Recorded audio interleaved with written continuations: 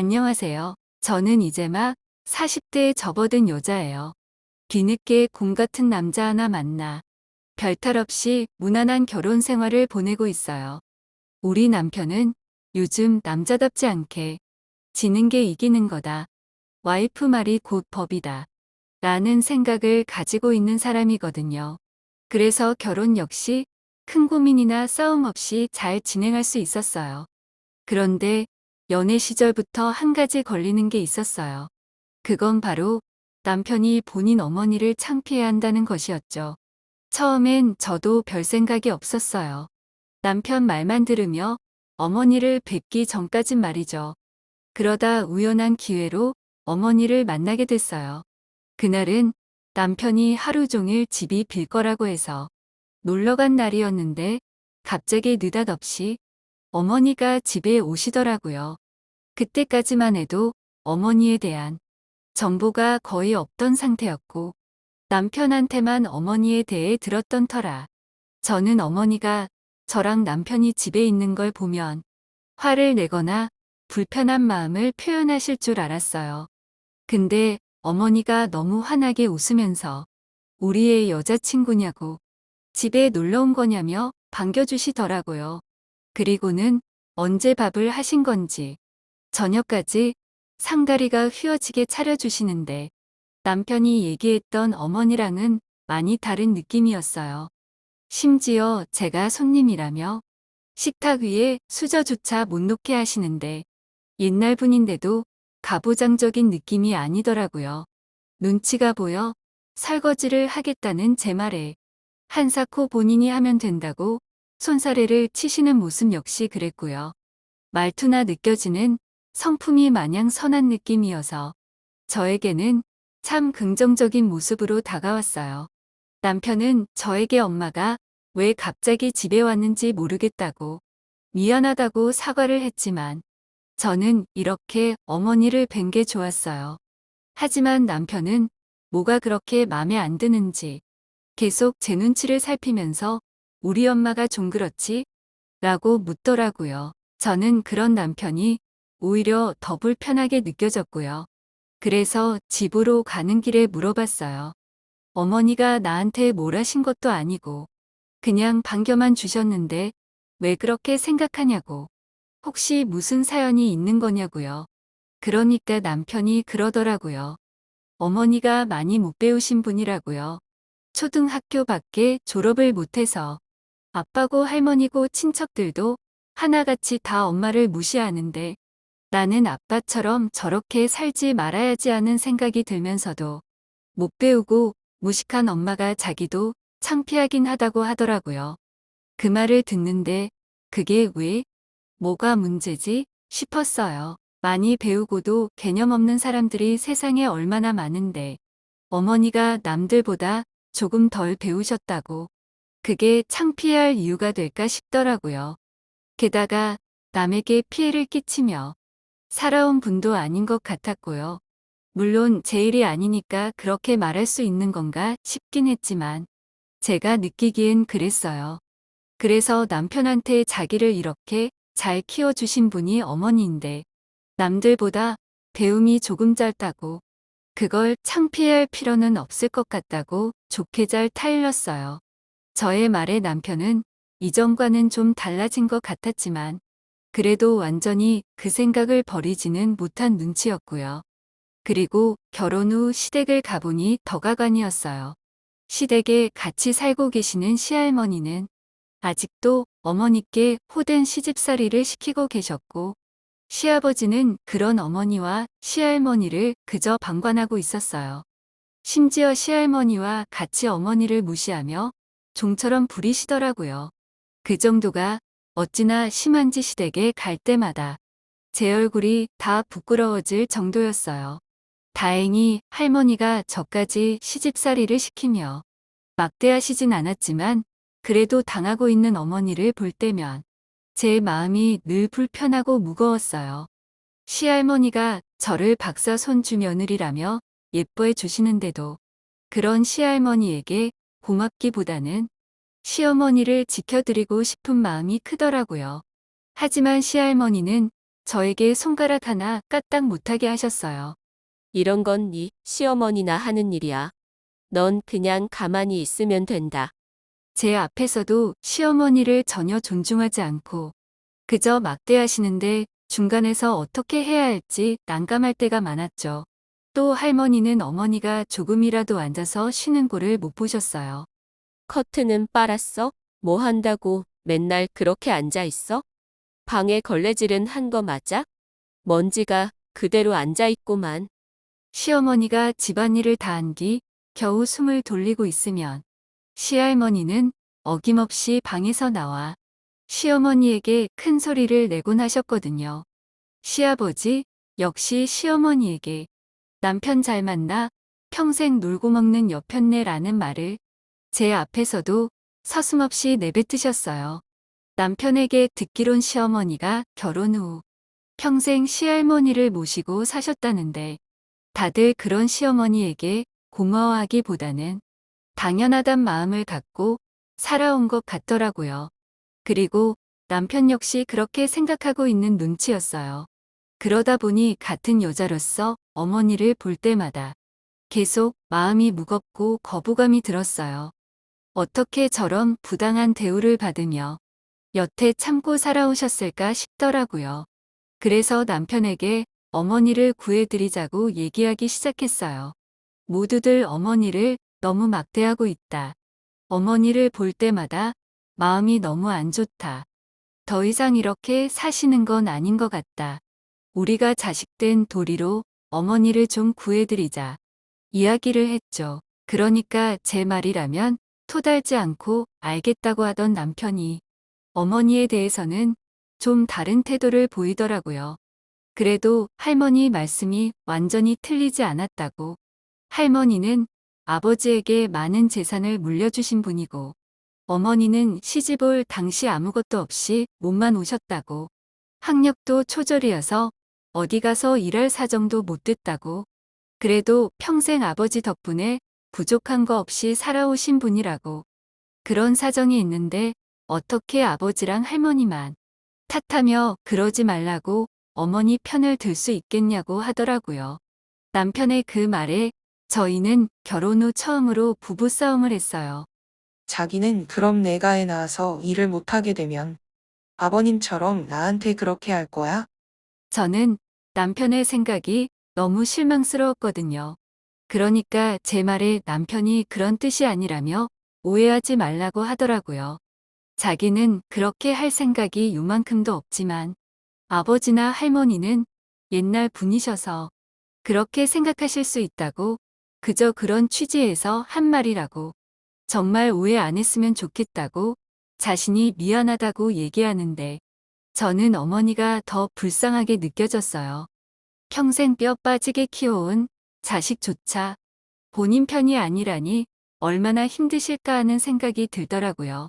그래서 남편에게 어머니가 그동안 자기나 아버님, 할머니를 위해 오신 일들을 생각해 보라고 가정에서 어머니의 그런 서포터가 있었기 때문에 아버지 역시 별 걱정 없이 마음 편히 일하실 수 있었던 거 아니냐고. 그리고 어머니가 배움이 짧으시다고. 자기까지 교육 못 시키신 분이냐고. 자기 그래도 좋은 대학 나오고 좋은 직장 얻지 않았냐고. 저도 모르게 열변을 토했어요. 같은 여자로서 어머니가 너무 안쓰러운 기분이 들었거든요. 그러니까 한참 제 말을 말없이 듣고 있던 남편이 그러면 아버지나 할머니 생각을 조금씩 바꿔보도록 노력해보자고 자기도 노력해보겠다고 약속하더라고요. 그리고 그 약속을 한 지 며칠 지나지 않아 일이 터졌어요. 명절이라 장남이신 시아버지 댁으로 온 친척들이 모인 날이었는데 시할머니가 친척들 다 모인 자리에서 시어머니에게만 따로 조카들과 작은 상에서 밥 먹으라고 하시더라고요. 큰 상에는 자리가 모자라니 너는 어린애들이랑 따로 먹으라고 말씀을 하시는데 그 말에 저도 그냥 어머니 옆에서 같이 먹겠다고 이야기를 했어요. 그러니까 시할머니가 펄쩍 뛰시더라고요. 네가 왜 저기서 먹어? 됐다. 네 시어미만 저기서 먹으면 돼. 자리 안 모자라. 우리 박사 손주 며느리를 저런 데서 밥 먹게 할 수 없지. 시할머니의 말에 어머니 표정이 어두워졌어요. 그래서 저는 남편에게 슬쩍 눈치를 줬어요. 시할머니 좀 말려보라고요. 그러니까 남편이 제 눈짓을 받고는 말을 거들었어요. 할머니, 좀 좁게 앉으면 엄마도 충분히 여기 앉을 수 있을 것 같은데, 엄마도 같이 먹는 게 좋을 것 같아요. 아니면 저랑 엄마랑 이 사람이랑 같이 작은 상에서 먹을게요. 네가 왜? 너네는 그냥 큰 상에서 먹으라니까? 제가 한 게 뭐 있다고 큰 상에 앉아? 이 음식 다 엄마가 준비하신 거잖아요. 한 게 왜 없어요? 그럼 그것도 안 해? 지가 이 집에 해온 게 뭐가 있다고.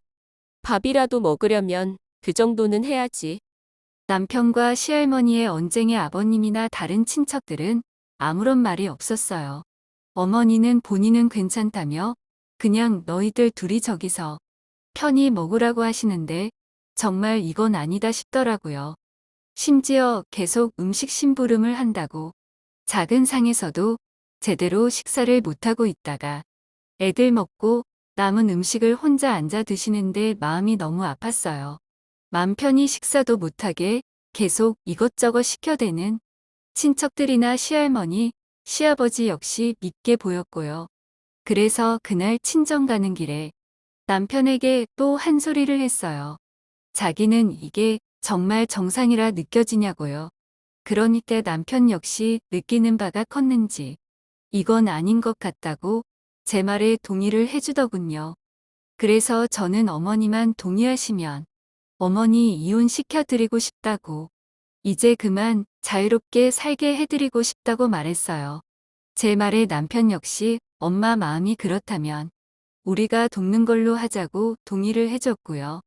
그래서 어머니의 의중을 듣기 위해 어머니와 밖에서 따로 만날 약속을 잡고 어머니를 만나러 갔어요. 어머니, 혹시 이혼하고 싶은 생각 없으세요? 그리고 저는 괜히 말을 돌리지 않고 직설적으로 물었죠. 그러니까 어머니가 놀랐는지 갑자기 그게 무슨 말이냐며 물으시더라고요. 자식도 다 커서 장가간 마당에 더는 참고 사실 이유 없잖아요. 만약 어머니가 아버님과 이혼하고 싶으시다면 저랑 남편이랑 둘이 도울게요. 남편도 어머니가 그냥 이혼했으면 하는 눈치예요.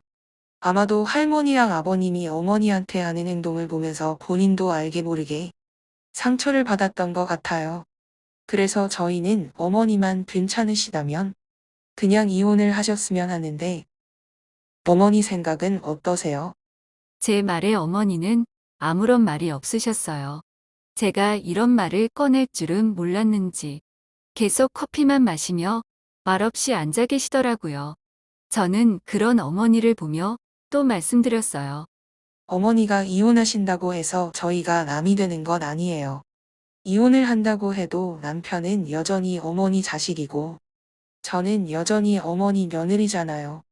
그러니까 다른 거 말고 어머니 마음만 생각해 보세요.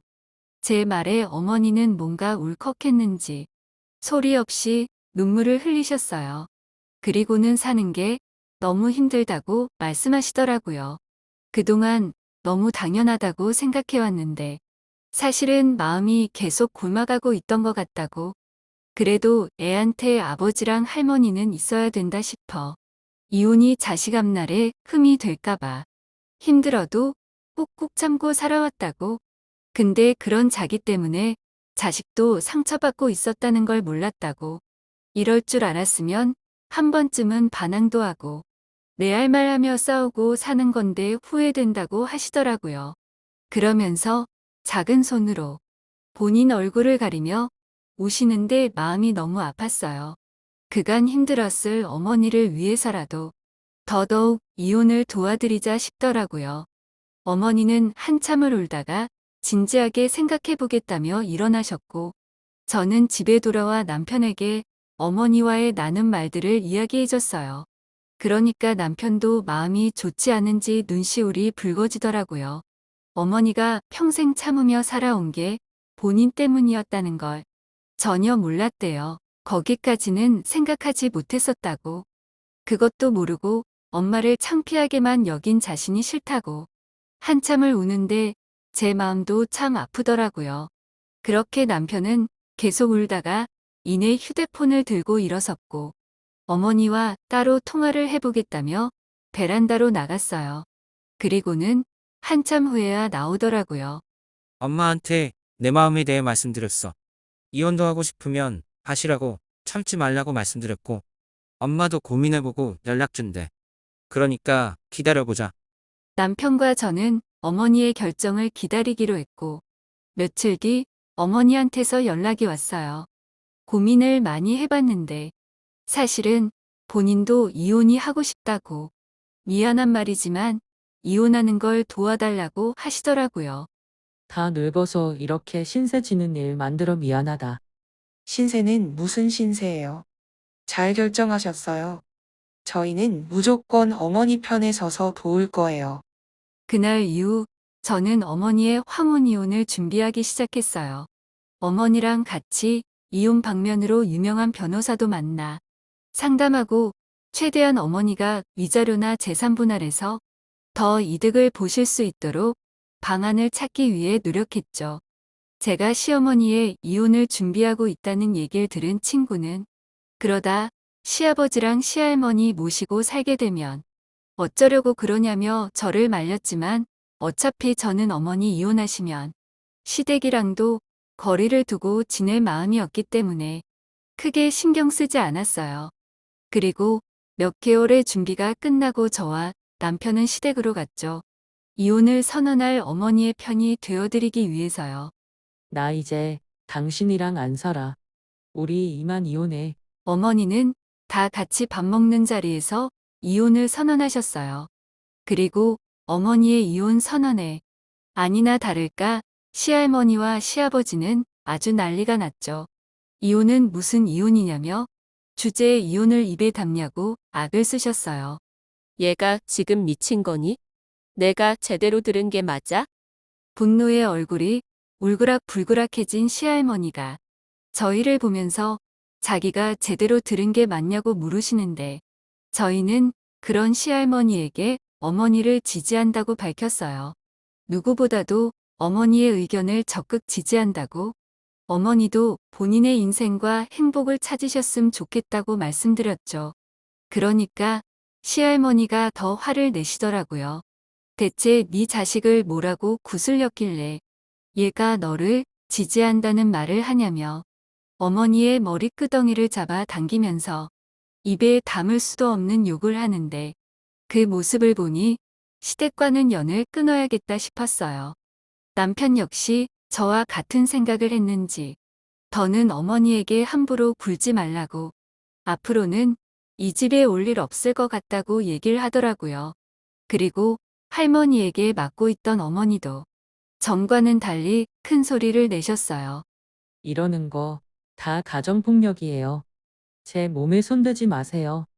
온몸을 떨면서 용기 내어 말씀하시는데 어머니의 말에 악을 쓰던 시할머니는 긴 머리를 부여잡고 쓰러지셨고 시아버지는 그걸 보자마자 바로 어머니에게 손을 올리셨어요. 어디 어머니한테 큰 소리야. 라고 말하며 당장이라도 어머니를 때릴 듯 위협적으로 구시는데 남편이 바로 그런 아버님을 막아서더라고요. 금방이라도 큰일이 날 것 같은 분위기에 저도 모르게 긴장하며 상황을 지켜보는데 순간 짝하는 소리와 함께 시아버지의 얼굴이 돌아갔어요. 너무 놀라서 소리가 난 쪽을 바라보니 어머니가 씩씩거리며 아버님을 바라보고 있더라고요. 걸핏하면 손 올리면서 사람 위협하는 것도 다 폭력이야. 나 이제 더는 맞고만 안 있어.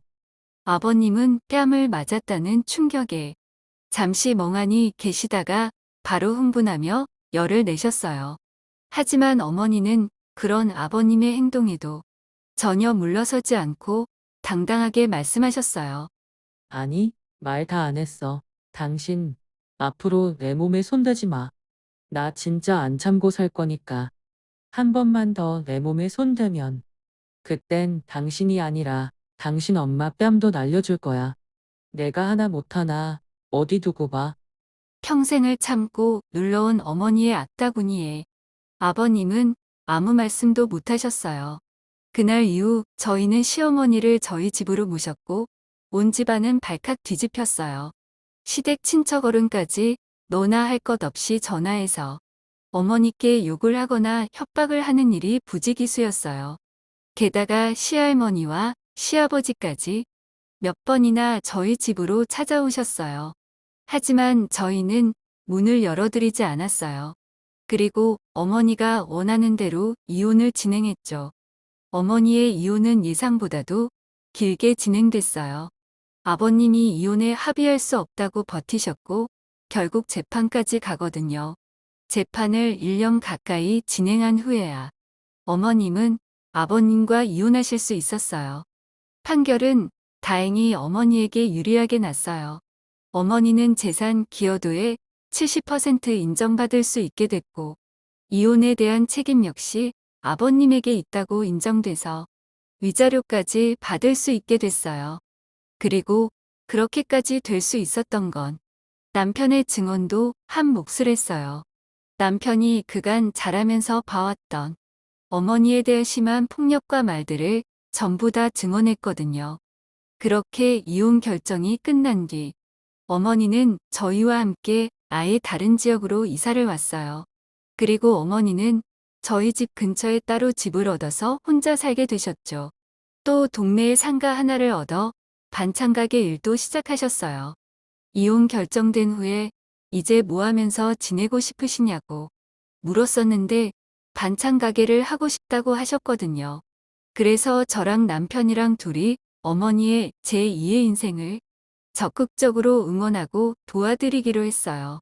어머니가 안정적으로 자리를 잡을 수 있을 때까지요. 그래서 어머니가 가게를 얻어 하고 싶은 걸 하실 수 있도록 남편이랑 둘이 도왔고 어머니는 반찬 가게를 시작하셨어요. 근데 어머니 음식 솜씨가 워낙 좋으셔서 그런지 시작한 지 얼마 안 됐는데 바로 금방이 아이 엄마들한테 입소문이 나더라고요. 그래서 지금까지도 장사가 엄청 잘 되고 있어요. 코로나가 터지면서 외식이 줄어들다 보니 어머니가 하는 반찬 가게가 더 잘 되는 것 같더라고요. 그래서 어머니랑은 쭉 왕래하며 잘 지내고 있어요. 시댁 쪽은 아예 연 끊고 지내고 있고요. 듣기론 시할머니가 많이 아프셔서 아버님 혼자 병간호하며 병원비 대느라 갖고 있던 돈도 많이 까먹고 말 많던 친척들도 하루아침에 다등을 돌려 힘들게 지내고 계시다던데 마음이 짠해져서 도울까 하다가 그냥 관뒀어요. 아버님이 너무 당연하게 저희한테 요구하시더라고요. 시할머니가 아파서 들어누우셨는데 너네가 모셔가던 병원비를 대던 하라고요. 아니면 이혼한 니네 시애미한테라도 말해서 재산 분할로 받아간 돈이라도 갖고 오라고 하시는데 본인의 잘못은 전혀 뉘우치지 못하고 강압적으로만 말씀하시는 아버님 태도에 솔직히 오만정이 다 떨어져서 저희는 그날 이후 번호도 아예 바꿔버렸어요. 어머니도 좋은 핸드폰 새로 사드리고 번호 바꿔드렸고요. 가끔 내가 너무 오지랖을 부렸나 싶긴 하지만 남편이나 어머님이나 두 사람 다 이혼한 이후로는 얼굴이 눈에 띄게 밝아지고 관계도 전보다 너무 많이 회복하고 잘 지내고 있어서 긍정적이게 생각하고 지내려 노력하고 있어요. 요즘 황혼 이혼하고 싶어도 고민하시는 분들이 제법 많다던데 전 그래도 아닌 것 같다 싶으면 한 살이라도 더 젊었을 때 갈라서는 게 맞는 거구나 싶네요.